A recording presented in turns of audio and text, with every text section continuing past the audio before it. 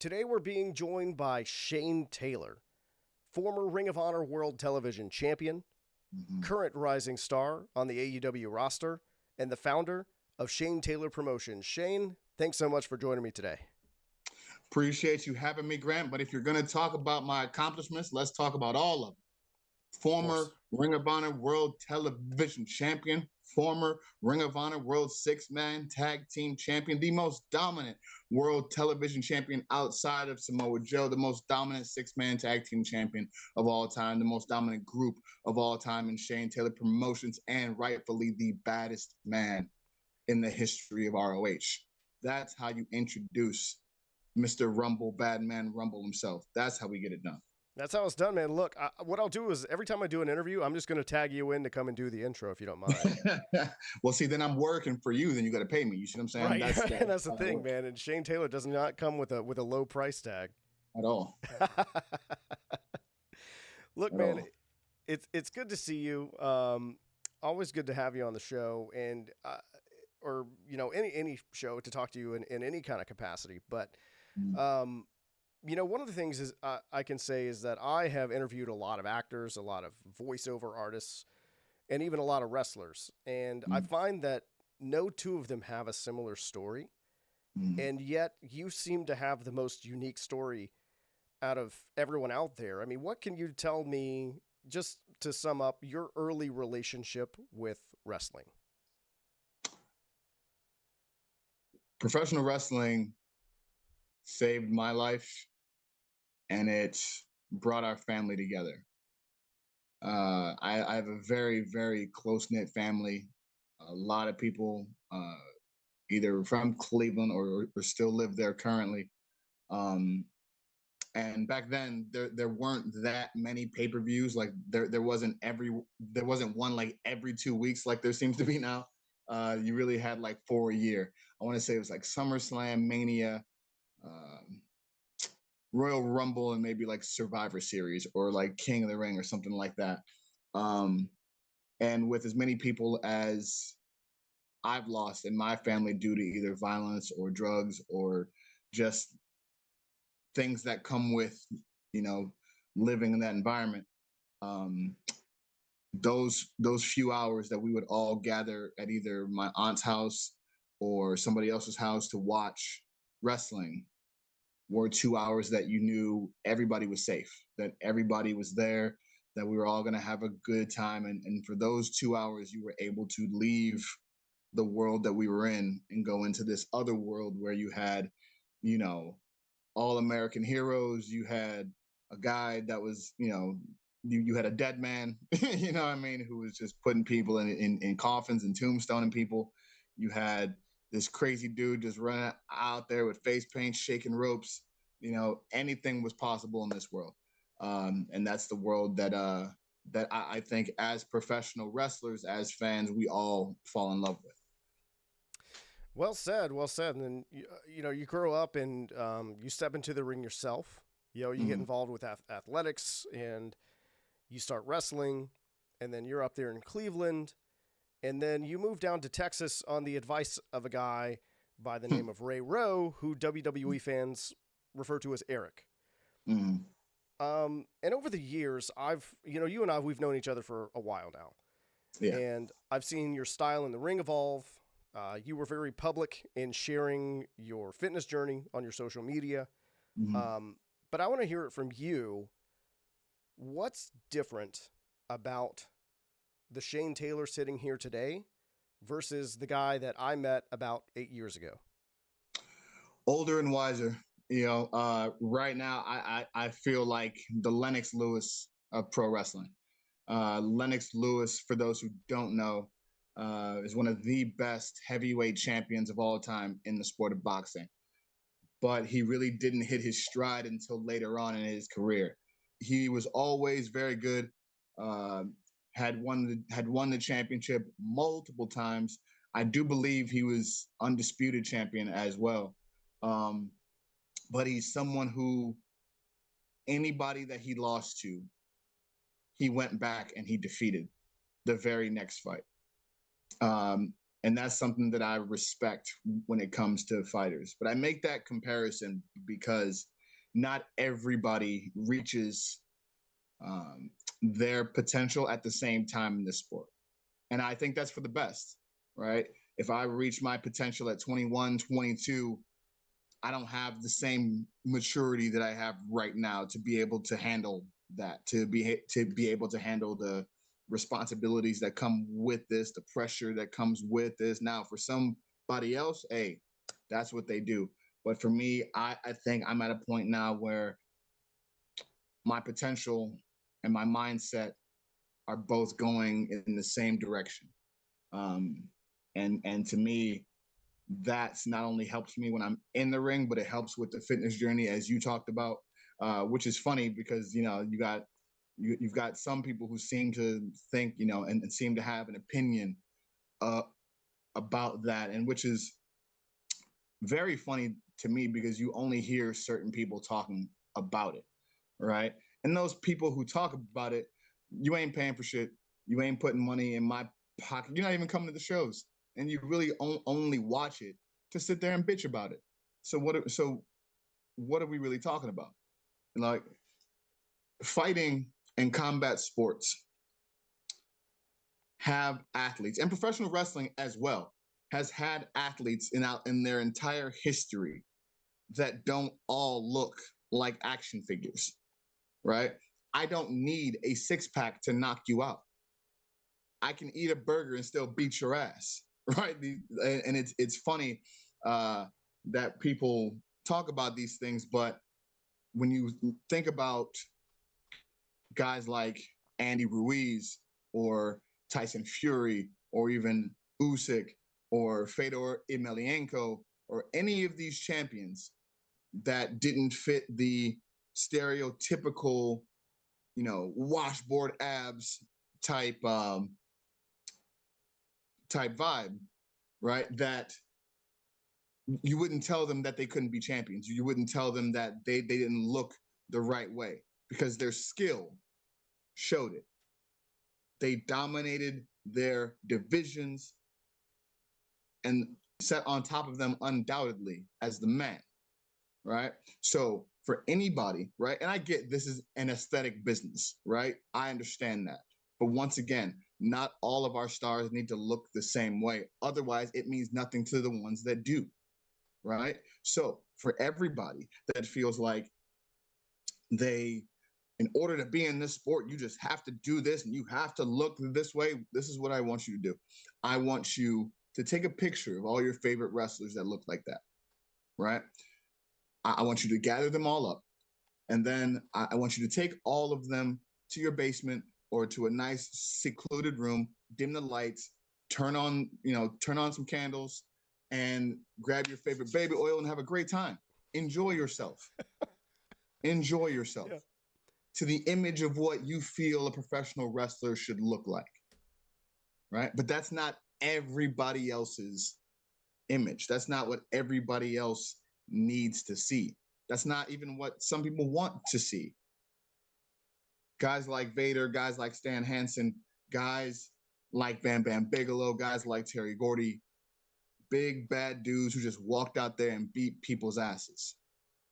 That is the mode, that is the model that I follow, and that's the one that is going to be able to carry me to the heights that I want to reach. I hear that, man, and you know, it's one of those things. I agree, and I'm not just saying that just because you know we know each other, and because you and I are sitting here talking right now. I feel the same way, and you know, you're talking about reaching potential, and we're talking about evolving, and you know, Shane Taylor Promotions not a new faction in any sense. Been around for a while. What can you say about the original concept behind Shane Taylor Promotions? Versus the version of Shane Taylor Promotions that we see on TV every week? The inspiration behind Shane Taylor Promotions, again, I'm a huge boxing fan, was based off of Mayweather Promotions. And I saw when he was struggling with Top Rank to get the money, to get the pay-per-view buys, to get all the things that a fighter of his caliber, arguably the best boxer of all time, right, was struggling to get within the industry. And that resonated with me because here I was, only the third African-American television champion in the 20-year history of Ring of Honor, but my name wasn't being mentioned in the marquees like other television champions. My matches weren't getting announced like other television champions. They weren't bringing in New Japan stars to wrestle me like they did other television champions, and that really started to piss me off. So I took Floyd's example, bought out my contract just like he did with Top Rank, started my own company, and started to promote myself. And what I did was I found like-minded individuals that had the same goals, had the same principles, and wanted to change the sport, not just for themselves, but to change this sport for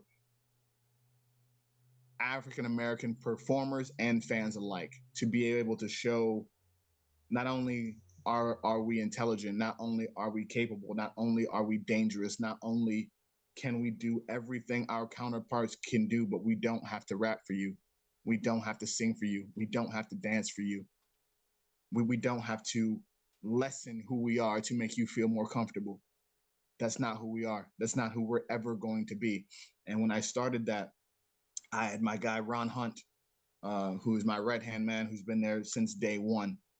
Next, we brought in Soldiers of Savagery, Bishop Khan, who everybody now knows as, who is with the Mogul Embassy, right? He's also gone on to win the Ring of Honor World 6-Man Tag Team Championships 2 more times. So if anybody could be the most dominant 6-man champion of all time in ROH history, you could make the argument that it's Bishop Khan, right? But once again, part of Shane Taylor Promotions. You're welcome. This is where my tree branches to. And then last but not least, we brought in the big bad kaiju, O'Shea Edwards, who is absolutely crushing shit all over the independents right now, who's absolutely crushing it overseas in the UK. The man is doing his thing, right?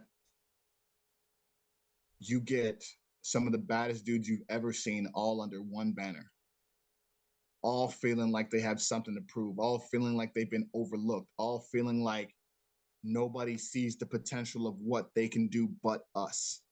It makes them only want to fight for us. And when they look to their right and they look to their left and they see the general standing right there with them, standing right there in the foxhole doing the same work, you can't help but see that, follow that, and then reach the successes that I promised them that we were going to reach. And that doesn't change now with the Shane Taylor Promotions that you see on TV every week, right? You take a guy like Lee Moriarty, who is unarguably one of the best young technical wrestlers on this planet. But he's in an industry where it's very hard to market Lee Moriarty simply based on his skills. They can do it for other people, right? That's fine, right? You can do it with a Katsuyori Shibata. You can do it with a Zack Sabre. You can do it with a Bryan Danielson. And somehow, for whatever reason, it clicks to the audience what they are, right? But Lee Moriarty, somehow people get confused, right? It's because he's not marketed as a thug. He's not marketed as some hip hop, some hip hop gimmick. Nah. Lee Moriarty is essentially the Israel Adesanya of grappling. He takes whatever it is that wrestling is. He takes that skill set and he makes it look good.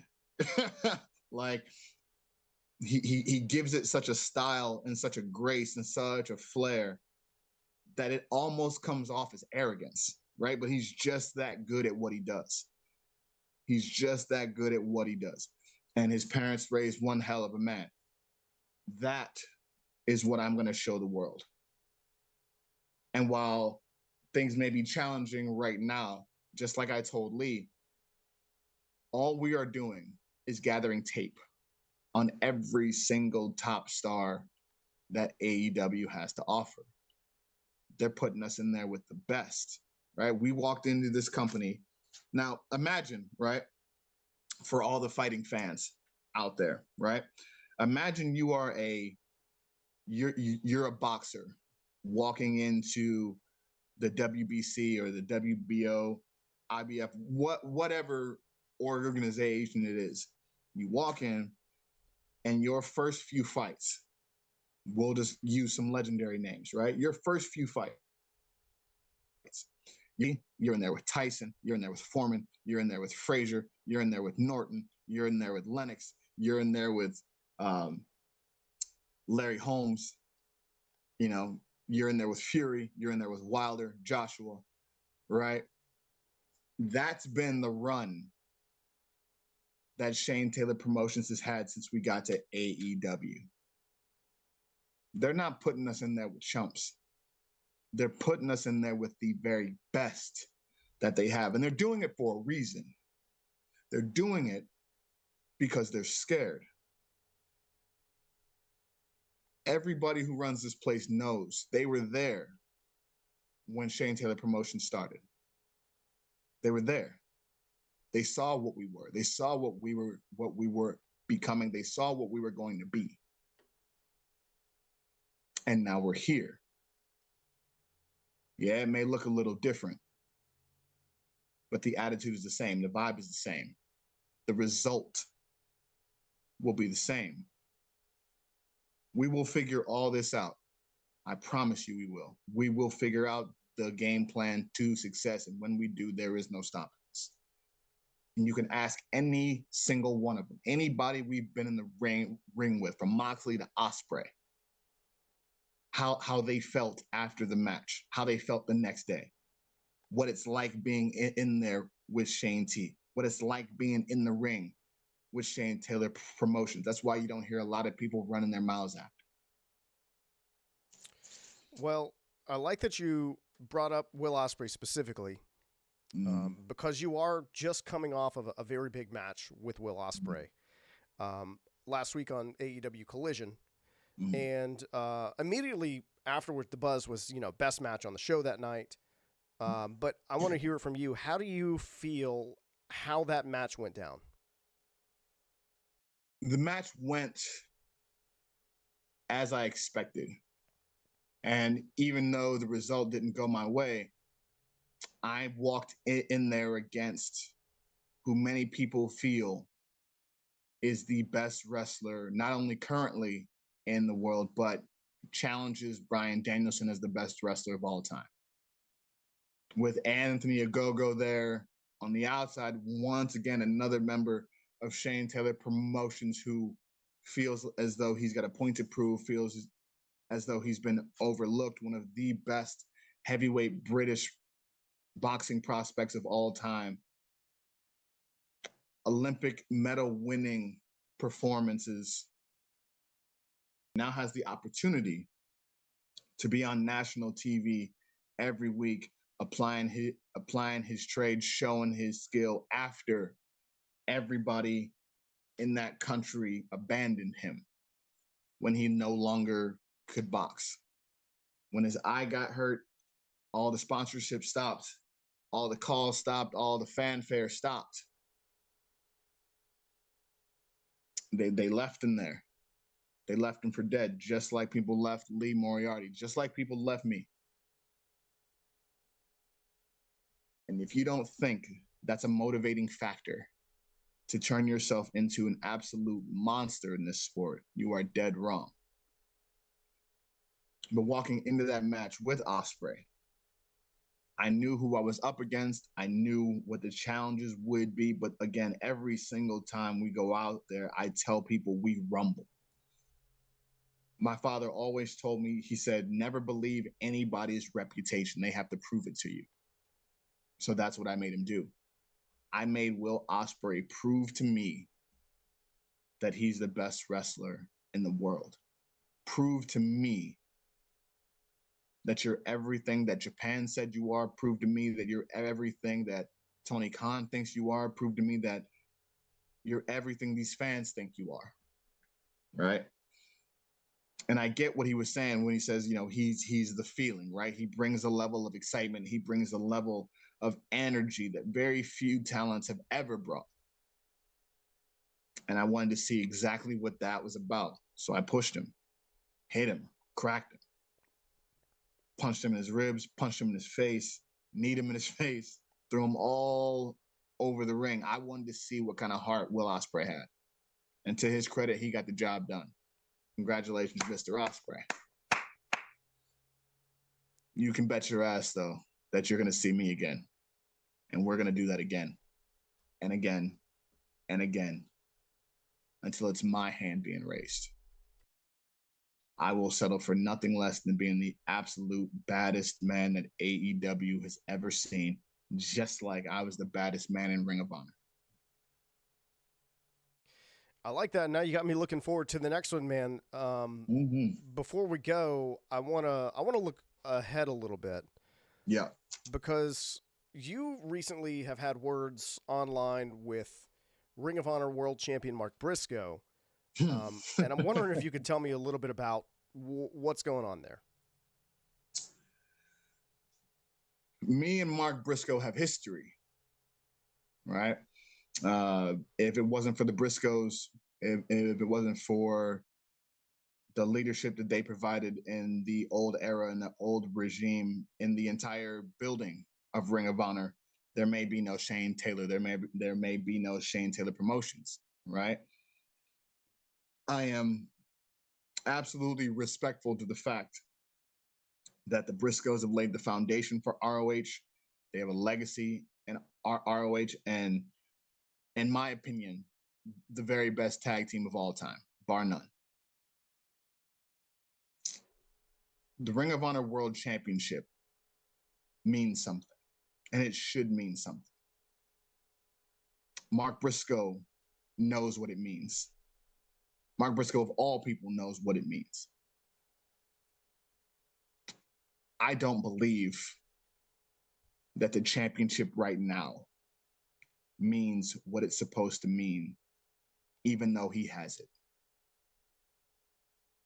And if Mark really, in his heart of hearts, I feel like he'd tell you the same thing. The Ring of Honor World Championship was always supposed to represent the baddest dude, not only in the company, but in the industry. It wasn't the political title. It wasn't the who works best with this company title. It wasn't the best who kisses ass title. It wasn't who's got the saddest story title. It was who is the baddest. And in the same era, in the same time, people weren't calling Mark Briscoe the baddest man in ROH. That was me. And the only reason I didn't have the world championship then is because that regime in ROH didn't want somebody like me holding it. Hell, the fans, they put a poll out to the Ring of Honor fans who they wanted to see challenge Roosh for the world championship. It was a landslide who they picked. And I knew in that moment that was going to be the only opportunity that I had at the Ring of Honor World Championship, because that company didn't want me to be Ring of Honor World Champion. I wasn't putting on a suit. I wasn't going to be their company man. I wasn't kissing ass. I wasn't going to do anything like that to make them feel comfortable with the idea and the image of me as champion. Had my match with Roosh that got taken away by Kenny King. I whooped Kenny King's ass at Final Battle in a fight without honor. And then I thought, just like everybody else, it was just a matter of time before I made my way to the new ROH, so I made my way to AEW. It took a little longer than expected. But now I am here. And I want my property. I want what belongs to me. And my challenge to Mark Briscoe, now, neither of us have control over when or if this fight takes place, right? That's up to management. That's up to other people. Our hands are tied for this. All I'm saying is death before dishonor is in Texas this year. And the two of us have the opportunity to make that championship mean what it should mean once again. We have the opportunity to put on a fight that makes Ring of Honor feel and be respected like Ring of Honor should feel and should be respected. We have an opportunity to go out there as two bad dudes and throw hands to figure out who the baddest man in Ring of Honor really is. Because to me, that's what that championship represents. That was the BMF title before UFC ever thought about it. And that's what we need to get that back to. Athena has done an incredible job of damn near carrying Ring of Honor by herself for over 500 days as champion, over 50 title defenses. Might be the most impressive championship run of all time. And that's not an exaggeration. That's real. As Ring of Honor World Champion, that should be the standard. I'm not waiting for challengers like some champions. I win that championship, I want to be on Ring of Honor every week defending the championship. Every week. I don't care about a ranking system. I don't care about who you're friends with. I don't care about who you're boys with. You want it, come get it. You want the Ring of Honor World Championship, then come rumble. Any and everybody, that will be my run as Ring of Honor World Champion if they're done protecting Mark Briscoe. Well, now you got me looking forward to what's coming next. I know all of our friends out there watching are looking forward to what's coming next, and hoping the folks at Ring of Honor and AEW make the right call there. Shane, one last word before we go. Why don't you tell everybody out there what that bad man's going to do? We do what we do every single time you see us, whether it be on Ring of Honor or on AEW television. We rumble. You know, this sport, a lot of people feel like it's about wins and losses, but no, this is about going out there, squaring up your feet, standing on your own two, tucking your chin, putting your hands up and rumbling. That's all you can do in this life. We fear nobody and we respect even less. We bow to nobody in this industry. I don't care what it is you think our role is. I don't care what it is you think our place is. We know our place. And for a lot of people, it's just not where you want it to be. And that's fine. Because you always have the opportunity to come do something about it. But we both know you won't. I like that, man. Shane, thanks so much for taking the time to sit down with you. And we will see you out there on Honor Club. We'll see you out there on Collision. We'll see you out there on Dynamite. Yes, sir. Rumble, bad man, rumble. Before you go, I need your help. It's my goal to run this channel without doing any paid ad reads. And in order to do that, I'm going to need us to grow this thing together. So while you're sitting here, make sure you hit subscribe, like this video, and leave a comment on who you think I should interview next.